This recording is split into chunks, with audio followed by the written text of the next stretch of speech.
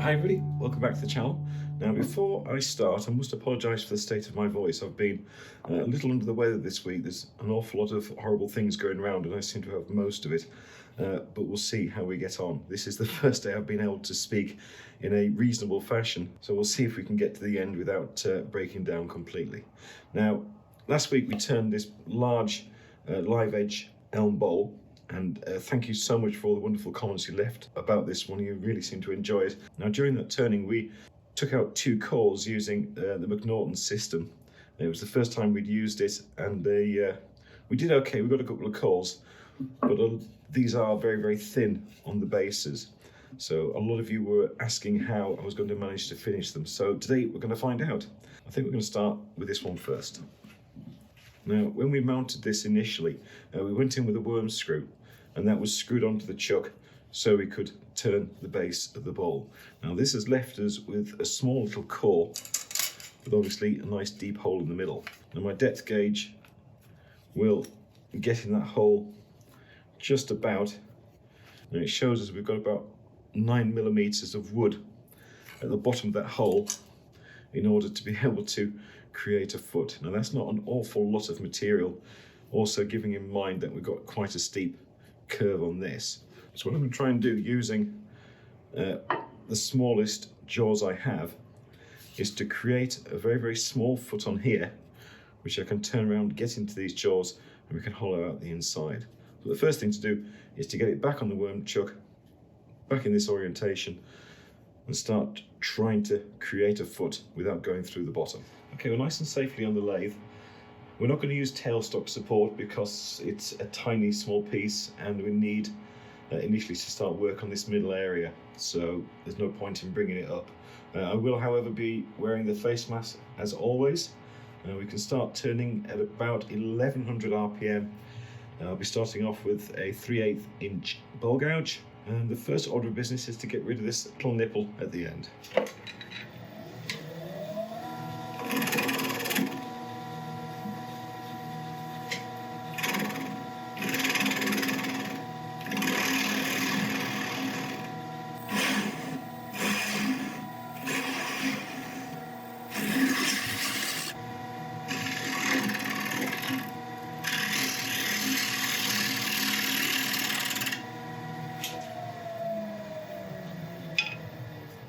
Okay, that got rid of most of it. Now, on the previous bowl we made, as you can see, we've got a nice wide foot and a recess set inside. Now we can't do that with this little piece because there isn't enough depth at the bottom to create the foot and then the recess. Even if I created a tenon, then we are running a risk of going through the base when we came around to hollowing out the other side. So what I'm going to do is do a little raised foot and use the raised foot itself as the tenon. I'm just going to put a mark on the centre, so it's better to do it with it spinning.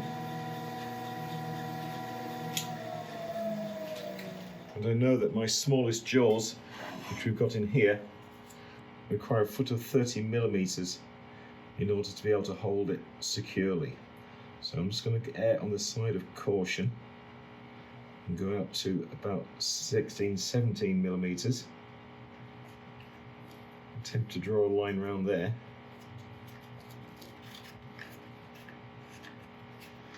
It's not quite even yet. Double check it. Okay, what we're going to do now is create a flat area the same width as that white line. If this goes through the base, then we'll have to switch to plan B. And between you and me, I don't have a plan B. Not yet anyway.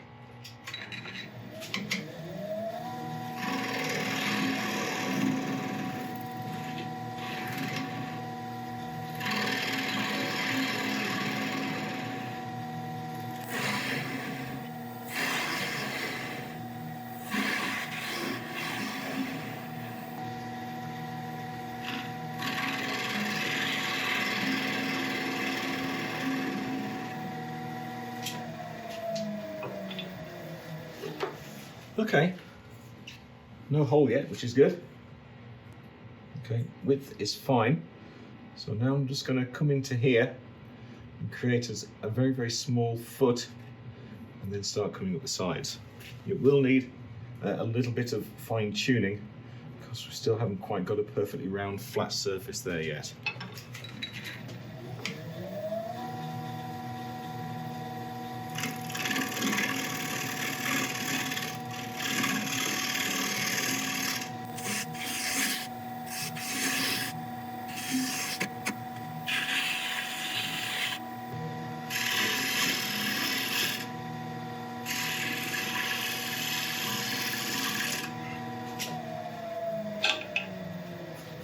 A little better.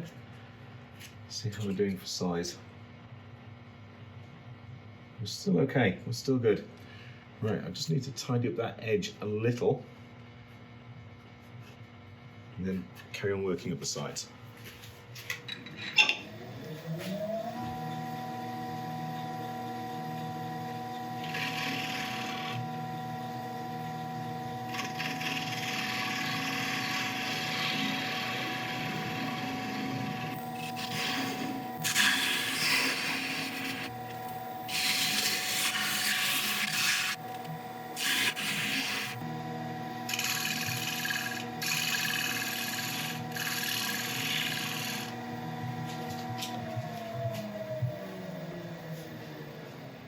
Nearly home and dry, although, heck. Right.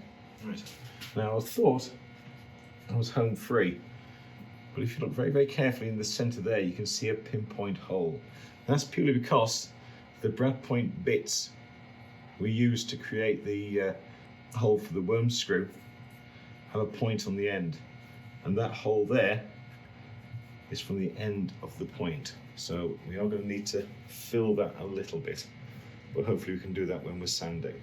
Now I just need to put a small dovetail on the edge of this foot and a couple of finishing cuts on here, and then we'll quickly get this side sanded.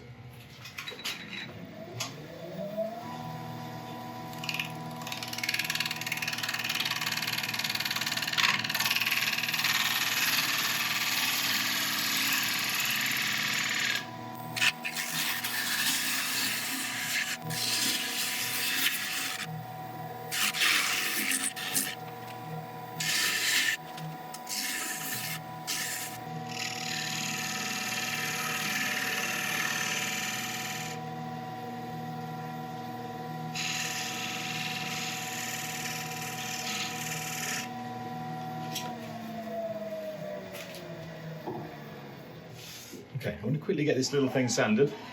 I'll not make you watch this bit, it won't take long, and I'll bring you back when we're putting a finish on it. Okay, sanding went well. Sorry, sanding went well. I'm just going to quickly give this a wipe over with some isopropyl alcohol, just to remove any of the dust that could be left on the piece. I just put a bit of wood glue on that centre hole, and the dust from the sanding filled it up nicely. It's not an invisible fix, but it's a fix. Right, we'll let this dry and then we'll come on with a shellac sealer. Okay, that's all nice and dry, so a little bit of shellac sealer just to help seal up the grain, ready for a bit of abrasive paste and the final coat. We're going to put on the same finish as we did with the larger one, just so hopefully they'll all match nicely. Okay, right, we'll let this dry. Okay, it's all nice and dry, so I'll go on with the Northern Grit abrasive paste. This will just help smooth up the surface and give us a finish equating to about 1,000 grit. Right, I'll just put some eye protection on.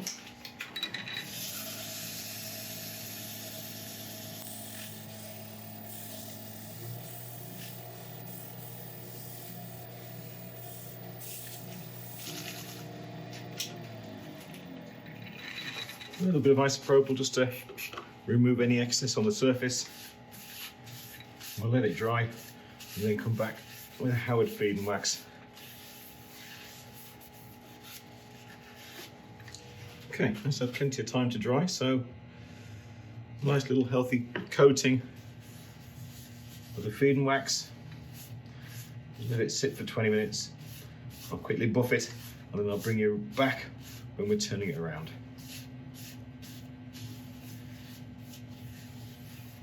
Okay, that's nice and dry and we've buffed that off. So I'll just lock off the chuck, remove it from the worm screw.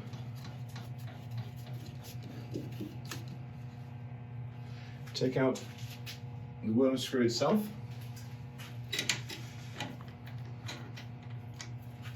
Hopefully our little dovetail tenon will sit nicely in those jaws as we close it up.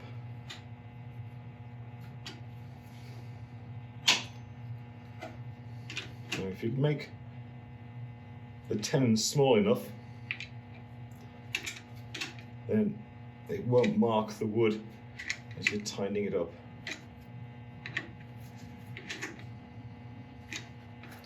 Okay, now we've got a good enough hold on it there to start hollowing it out. Okay, now the next problem we have to consider, which I honestly didn't think of, is because to create a flat area on this top, when we were mounting it in the first instance, I went in with a Forstner bit and we've got this really steep angle. Now that, to me, feels quite thin. Yeah, that's about 6 millimeters from that edge. So we are going to have to blend in and take away this edge to meet this area and then through down to the bottom. This is going to be a lot of very interesting, fine, delicate work, which isn't my usual style. So yeah, wish me luck. I think what I'll do first of all is just come in from this edge about 5 or 6 millimeters, take that down until we can start blending in with this line here. Once we've got those together, then we can start figuring out how far we can hollow this out without going through the base. Now, I'm not making any guarantees that this is going to be successful, but it's going to be fun trying to find out. I think I'll just go and sharpen up my gouge again just before I start this, because I want as clean a cuts as possible.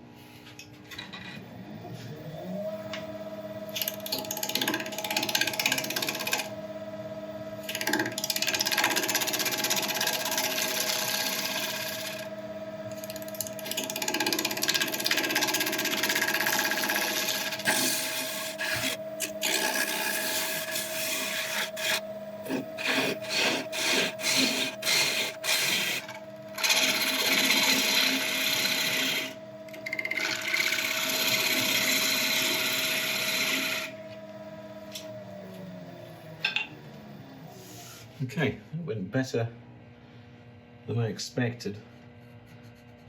We're down to that lip there. This is so thin.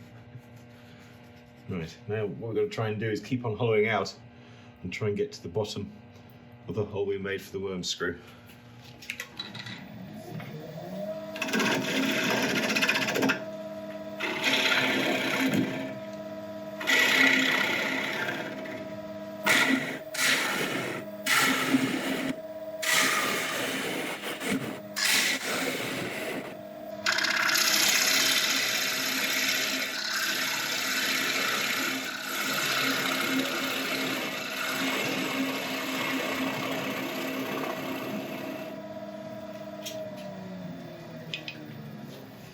We are really close to everything, all the edges. So close.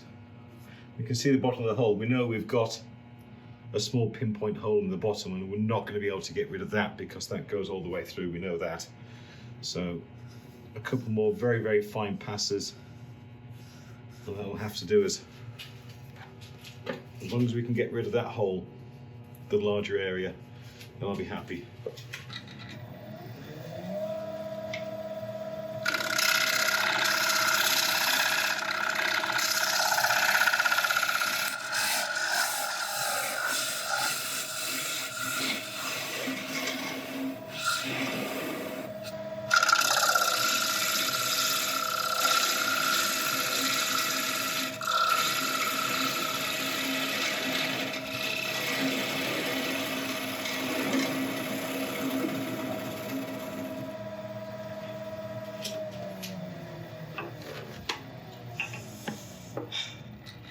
have we got there?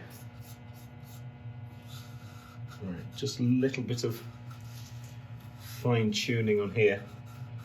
I don't want to do too much because that is ridiculously thin. Okay, I think I might just go in there with a scraper just to get rid of a couple of those little tool marks, and then we can sand.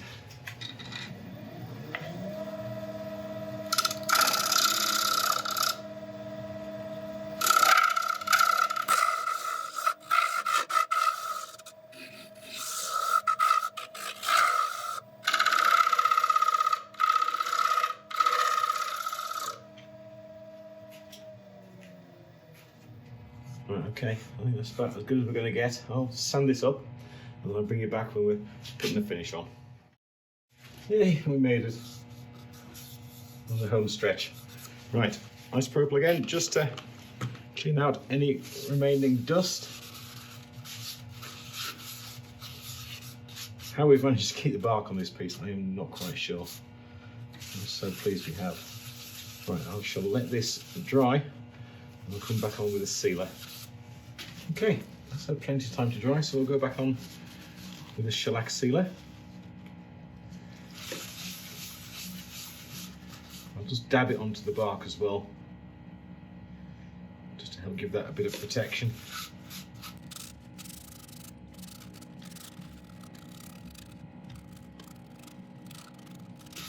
Okay, right, we'll let it dry. Okay, that's all nice and dry, so we'll go back on with the Northern Grit again, abrasive paste. Rub this in.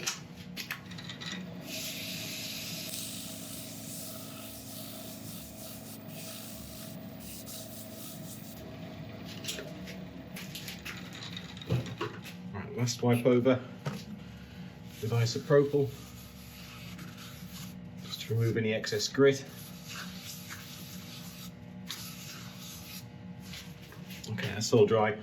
So last of all, nice generous coating of the Howard Feed Max.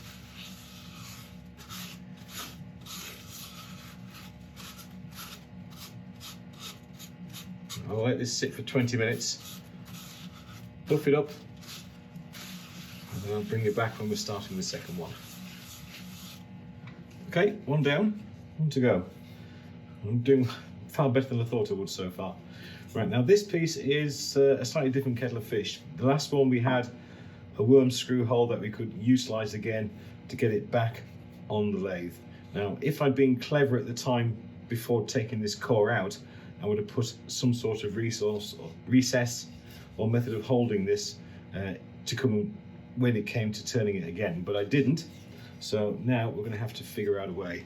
Now, what we've got to use is an index hole in the center from where I had the tailstock, and a knob on the bottom which doesn't do us very much good at all. Now, in terms of thicknesses, the base of this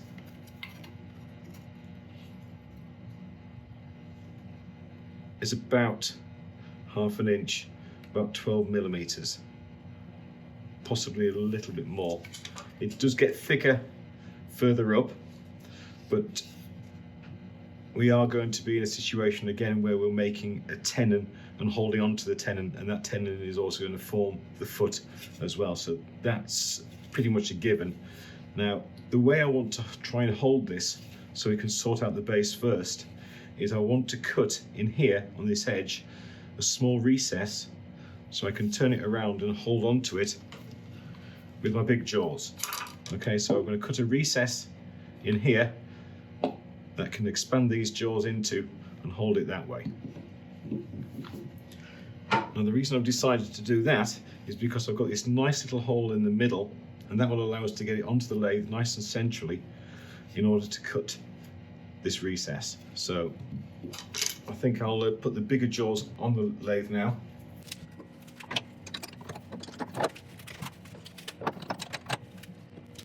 This recess I'm going to cut in here, it's better for me to cut it as far up these walls as possible, purely because as that goes up, the wood gets thicker, give me more wood to play with.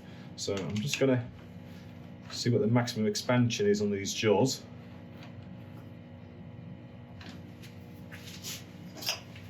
give that a quick measure. It's about 11 centimeters. Okay, so now we know the maximum expansion of these jaws. I have a fair idea of where I can get up to when it comes to cutting a recess in here.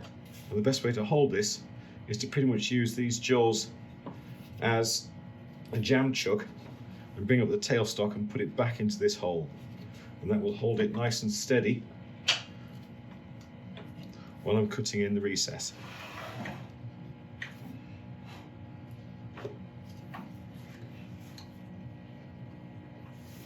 I don't want to apply too much pressure with the tailstock because I don't want that hole going in any deeper than it already is. So it's got a reasonable grip, and hopefully if I can spin this up, it's fairly central as well.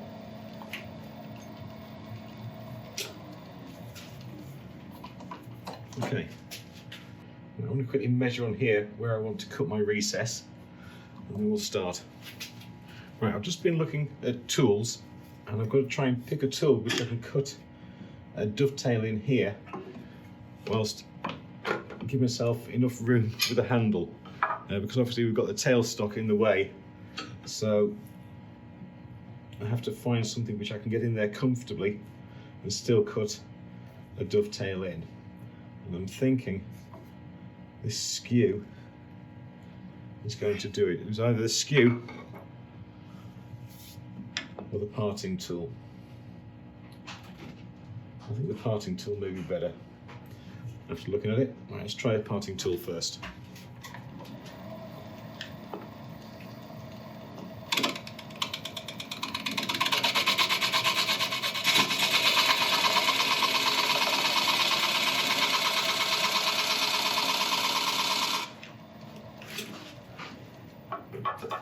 Okay, and that should do it. So if we take this away, close up our jaws and expand them again,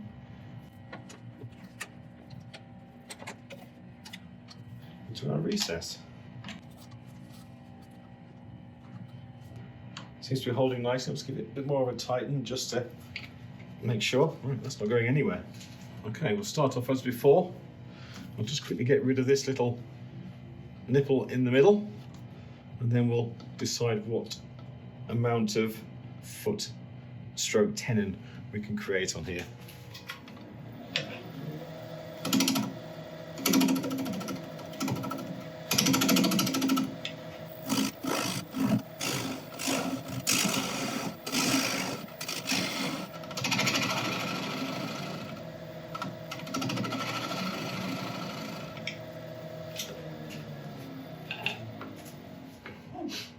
Okay, so that's our nipple gone. So I'm thinking the actual dip and fall away we've got on the edges here is within our bounds of error in terms of thickness at the base. So I can use a 50mm recess, sorry, a 50mm tenon on here, which will again, like the other ball, double up as the foot.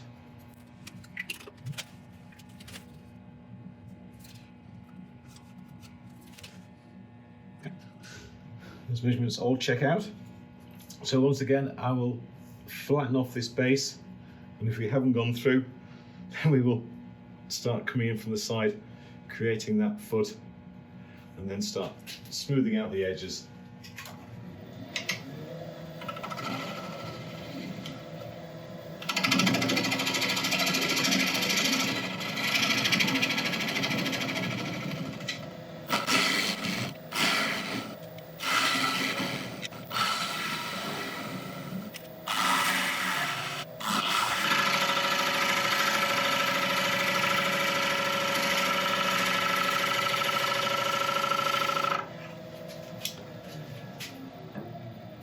Okay, that's the initial makings of the foot stroke tenon. Just want to double check all my measurements. It's okay, there's a bit of wiggle room in there. Right, I can start forming the side now. I think I'll go and sharpen up again. As before, I want to try and keep these cuts as clean as possible.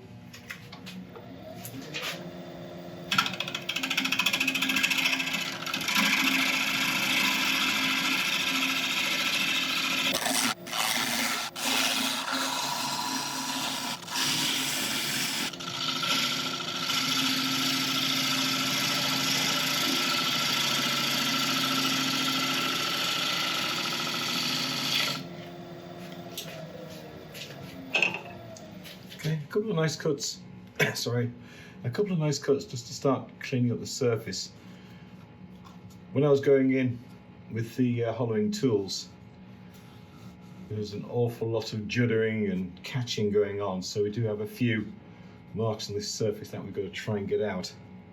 I'd love to be able to get the finger on either side of that area there just to see exactly how thick it is, but I've now got the chuck in the way, so I can kind of get an idea, and I think I've got plenty of room to take a couple more passes to get rid of some of these areas. But overall, I'm fairly happy. We're doing okay. We haven't gone through the bottom. Got a nice tenon starting to form, so we'll carry on.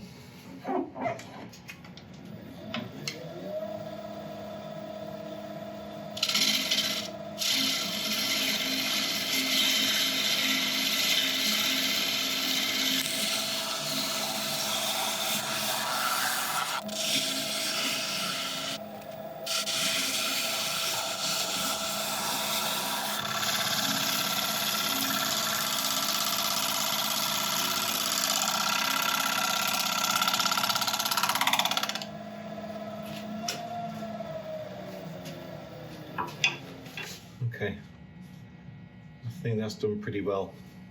There's a couple of little flea bites in there, which I'm going to intend to get with sanding. I don't want to do too many more passes on this outside, just in case, because I think we're getting very, very thin in there. So I'm just going to quickly cut a dovetail on here and just sort out this little bit just a fraction more, and then we're ready for sanding.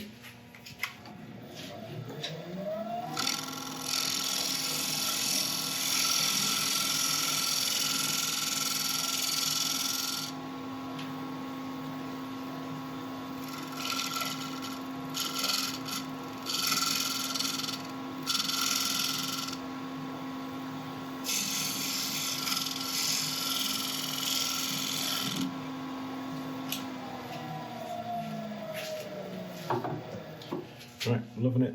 I'll set up for sanding. I'll let you watch a bit of it, and I'll bring you back at the end.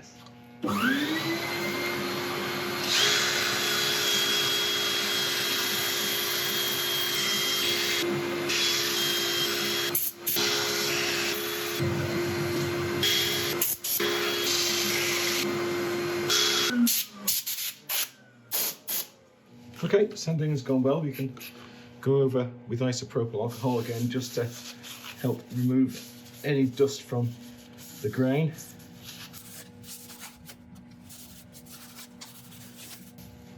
Give this a moment to evaporate and then go on with the sealer. Okay, so we've all evaporated. So again, going on with a nice shellac sealer.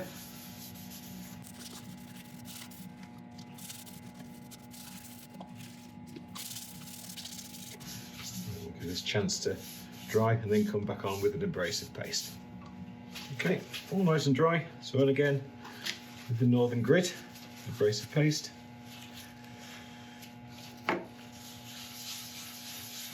Apply it in a circular motion to make sure you cover all of the surface, and then rub it in as this lathe is spinning. Eye protection back on.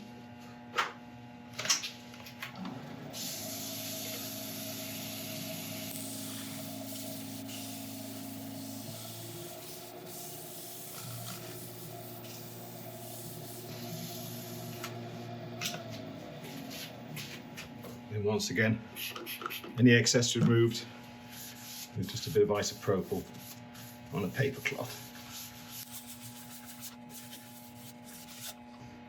There's your tints in that.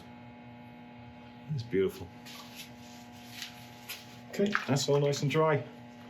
So, under the coat of Howard feed and wax.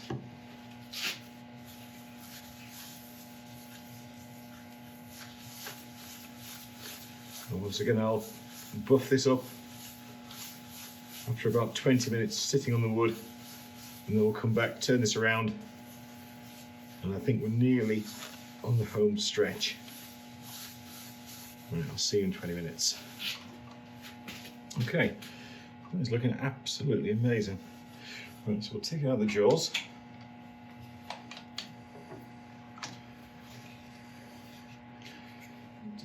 Now I need 50mm jaws to remount it, so I'll just take off this chuck.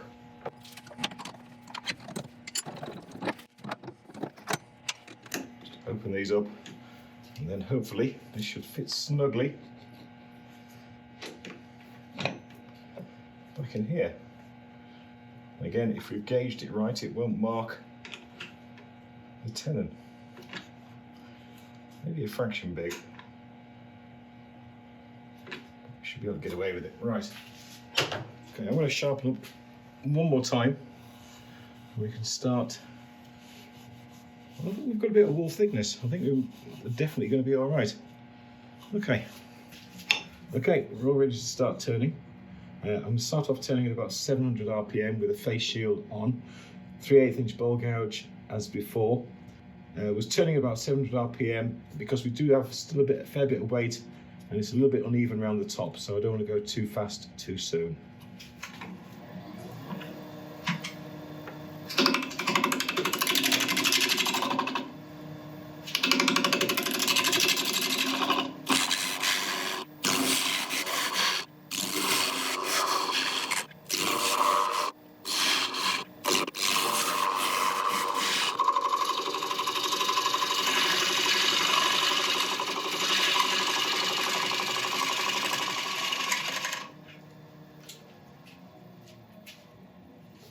Okay, that's a very good start indeed. I'm happy with that.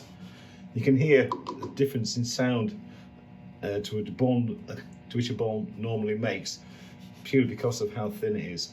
Now I haven't touched the centre yet because that is where we stand still most chance of going through. So I'm going to be leaving this till towards the end when I get the rest of this wall thickness down. Now hopefully things are a little bit more balanced now, so we can pick up the speed a little bit. And just take this down a little bit thinner. I'll start to get rid of this little bit in the middle, and then we'll start to feather it into the base. But again, doing it very, very carefully because we do not want to go too thin.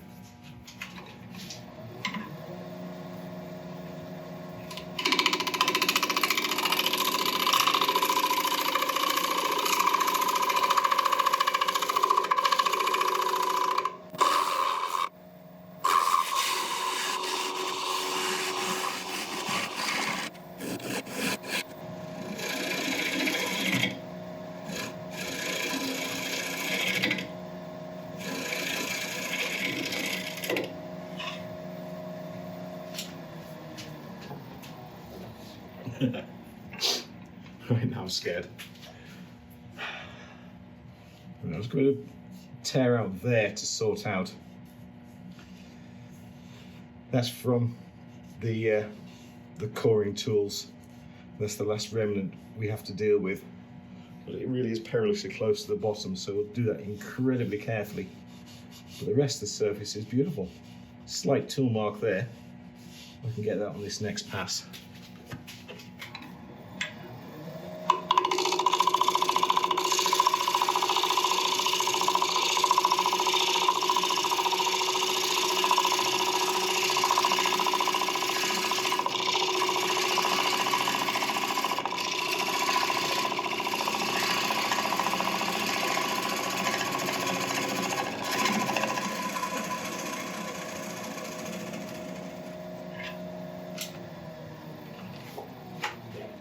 Did we get it?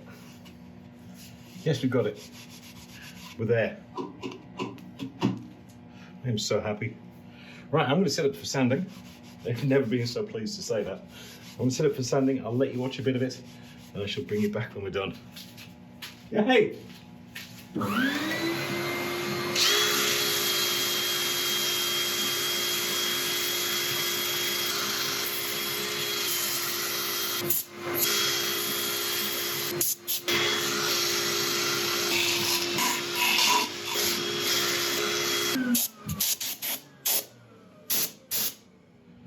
Sanding them beautifully. Again, there's no hole in the bottom of these, obviously, because these are too far away from where we had the worm screw. So at least we didn't have that problem to deal with in this case. On with the isopropyl alcohol just to get the dust out of the grain. How pretty is that? It's just gorgeous. Right, I'll just let that dry off. Okay, I had a chance to dry, so final coats of shellac sealer. Once again, I'll give a dab over the bark.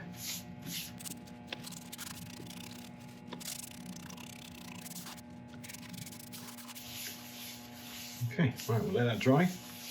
We'll come back with an abrasive paste, and we're nearly there. Okay, it's all dry. So for the last time, on with Northern Grit abrasive paste. There's links in the description, by the way, where you can get a hold of this.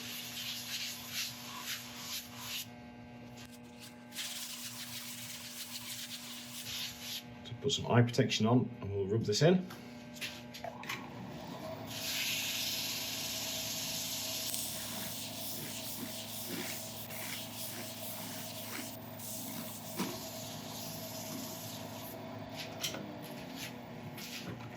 Last final clean up with isopropyl.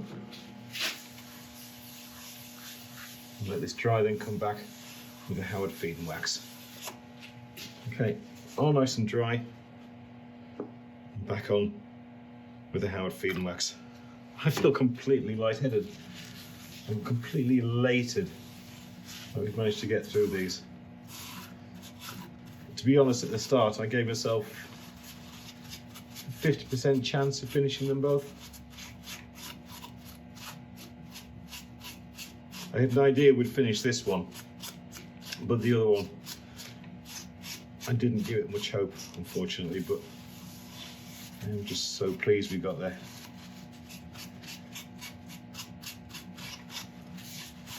Right, I'll let this sit in for 20 minutes, then I shall buff it up, have a tidy round, and I shall bring you back and we will reunite the family.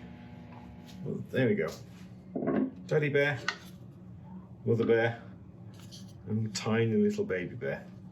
3 live edge elm bowls, all turned from the same piece of wood. Now, I've been wanting to have a go at coring for such a long time, but the tools aren't exactly cheap. And last year, I pushed the button, placed an order, and it's taken me until now to actually get to use it. But I'm so glad I did. Coring these 2 out was a lot harder than I thought it would be. But with practice, I'm sure we are going to get very much better at it. These 2 bowls, they've really come together quite nicely. They are thin, they are very thin. And the base of that one is, I can't tell you how close it is. I mean, another pass or another heavy sanding could see that go straight through the bottom, I think. But I do love it. I will be keeping these together as a set. Whether or not they're going to be sold or kept in the house, I'm not quite sure yet, but I think it would be a shame to separate them in any way whatsoever. Anyway, so there you are. That's it for now. I hope you've enjoyed it. If you have, I would really appreciate a like and subscribe and all the usual things. And if you share the video as well, then that would be absolutely amazing. And also don't forget that if you do leave a comment, you are going to be entered into the next giveaway. I'm not quite sure when that one is going to be. I'm thinking currently around 50,000 subscribers, which will be March time. So you've got plenty of videos coming up to comment on to give yourself plenty of chances to win a prize. Apart from that, thank you very much indeed for watching, and I'll see you next time. Thank you.